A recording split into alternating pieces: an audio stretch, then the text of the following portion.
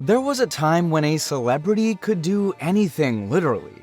Cheat, lie, assault someone, get caught on camera doing all three, and the world would just move on. Studios protected them, magazines spun the narrative, publicists buried the story, and the fans? They stayed loyal because what else were they going to do? There was no internet. There was no comment section, there was no receipts thread at 2 a.m. That era is dead, and Gen Z killed it.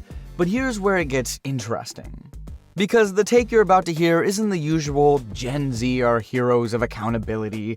There's another side to this. A messier, more honest side. And it involves something nobody really wants to admit. That the death of celebrity culture isn't just about justice. A big part of it is resentment. Personal, financial, deeply psychological resentment. And that changes everything about how we understand what's actually happening right now. The old world.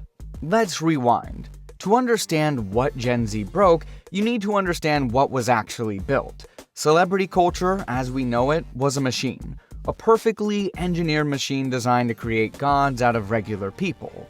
Hollywood figured this out in the 1920s and spent a century perfecting it.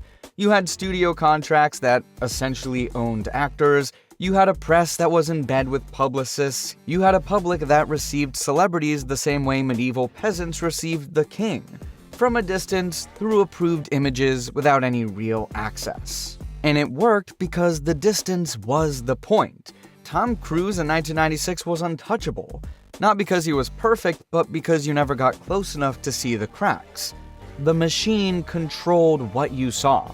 Brad Pitt and Jennifer Aniston's split felt like a national tragedy because people had spent years being shown exactly the version of their relationship that the machine wanted them to see. The illusion was the product. A 2023 survey by the National Research Group asked audiences which actor they most wanted to see in theaters, and not a single person in the top 15 was under 44. Think about that. The biggest movie stars in audience poll, the ones that actually moved tickets, were mostly built before 2005. When you look at a rolling count of actors achieving star status for the first time, there's a pronounced decline beginning around 2006. That's not a coincidence.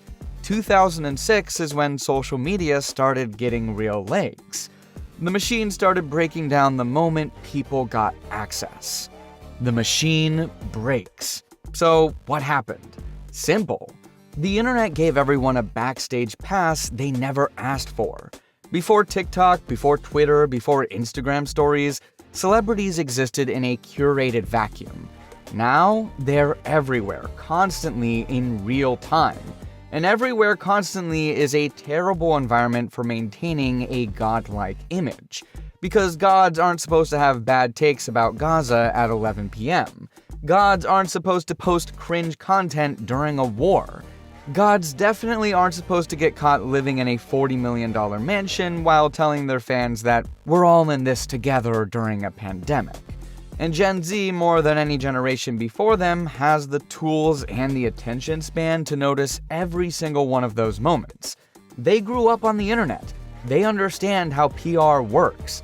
They know what a ghost-written apology looks like. They can smell inauthenticity like a bloodhound. Research from 2024 and 2025 found that Gen Z participants consistently emphasized that celebrity status is seen as temporary and often based on external, media-driven visibility, and that in their view it can be achieved overnight through viral moments or curated social media personas, but that this kind of recognition is shallow and unstable. They've essentially reinvented the definition of who deserves admiration. And the old Hollywood version doesn't make the cut anymore. We've moved past the era when public figures were expected to perform, create, or communicate. Gen Z expects access. They expect honesty. They expect alignment between what you say publicly and how you actually live. And when that alignment breaks, even slightly, the entire perception collapses. The resentment nobody talks about. Now, here's the part that actually sparked this video, because there was a viral thread going around and it says something that most people are going to want to dismiss immediately, but stick with me. The post argues that the decline of celebrity culture is tied to Gen Z's individualistic and narcissistic tendencies.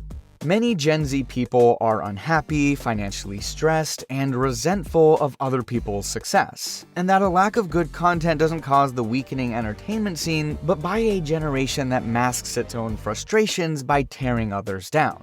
Is that harsh? Yes. Is it completely wrong? No. Look at the data. Nearly half of Gen Z, 48%, don't feel financially secure in 2025.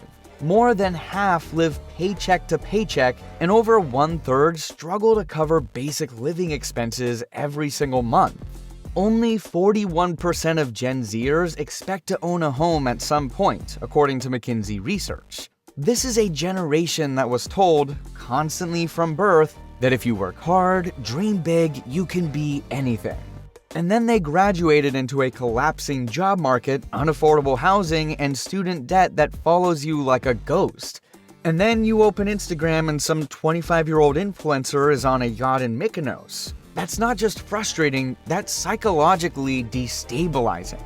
Because Gen Z grew up believing success was accessible to everyone, and then reality showed them it absolutely is not. So what do you do with that gap between what you were promised and what you actually got?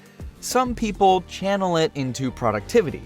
A lot of people channel it into tearing down the people who seem to have what they don't. The 2024 blockout movement encouraged people to stop engaging and following celebrities who remained silent on global issues. It was a form of protest, but also a test of faith in humanity. On the surface, accountability. Underneath, you have everything and you won't even use your platform for us. The anger is real, but it's not purely moral, it's also personal. And this matters because it means the death of celebrity culture isn't one clean story. It's two stories layered on top of each other. One is about justified accountability in a generation that refuses to idolize people who haven't earned it. The other is about a broke, burnt-out, anxious generation directing its frustration at the most visible targets available. Both are true simultaneously, and pretending only one of them exists is dishonest. The collapse of the entertainment industry. The downstream effects of all of this are genuinely wild. Theaters in the US and Canada collected $445 million across all titles in October 2024. The lowest total on record after adjusting for inflation, excluding the pandemic year of 2020. The New York Times ran a piece with the headline, "25 movies, many stars, 0 hits." And that's not clickbait. That's just what happened.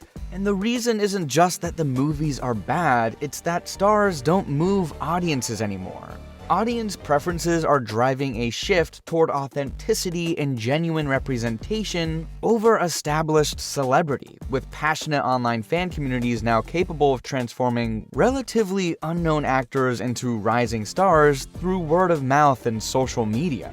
The machine that used to manufacture stardom has essentially lost its monopoly. You don't need a $200 million studio vehicle to become culturally relevant. You need a viral moment. You need a TikTok sound. You need one good interview where you come across as a real human being. And Gen Z will decide in real time whether you're worth their attention. Not because a studio told them to care, but because they've independently decided you've earned it. So if celebrity culture is dying, what's filling the gap? Micro-celebrities, creators, people who talk to you like a friend rather than performing for you like a god. The parasocial relationship didn't disappear, it just got redistributed. About 1 in 4 Gen Z say they prefer podcasts over other types of audio, especially ones hosted by people they already follow, drawn to content that feels personal and community-driven. They're not less obsessed with people, they're obsessed differently. They want someone they feel they actually know, someone who responds to comments, someone whose house they've seen on a room tour, someone who cried on camera once and admitted they were struggling. That's the new celebrity. not Brad Pitt, not Leonardo DiCaprio, some 23-year-old with 800,000 followers who does makeup tutorials and occasionally talks about their anxiety. The distance that made old celebrity work is the exact thing that kills it now. And here's the brutal irony. Even the new wave of micro-celebrities is starting to face the same fate as the old ones. The moment they get too big, too curated, too polished, Gen Z starts to pull back. Chappell Roan blew up in 2024, became a massive cultural figure, and was immediately scrutinized for how she handled fan interactions. She pushed back against what she called predatory fan behavior and later withdrew from a festival, citing mental and emotional overwhelm. And the internet didn't just report on it, it demanded her accountability for things she wasn't even directly involved in. Gen Z built her up, Gen Z immediately started holding her to impossible standards. Because that's the cycle now. Nobody gets to be untouchable. The machine that protected old celebrities is gone. And what replaced it is both more democratic and more brutal. Celebrity culture didn't collapse because Gen Z suddenly developed superior morals. It collapsed because the whole architecture, the controlled access, the compliant press, the manufactured mystique, fell apart at the exact moment a broke, burned-out generation came online. The old playbook is finished. Whatever gets built next better be real, because this generation will absolutely find out if it's not.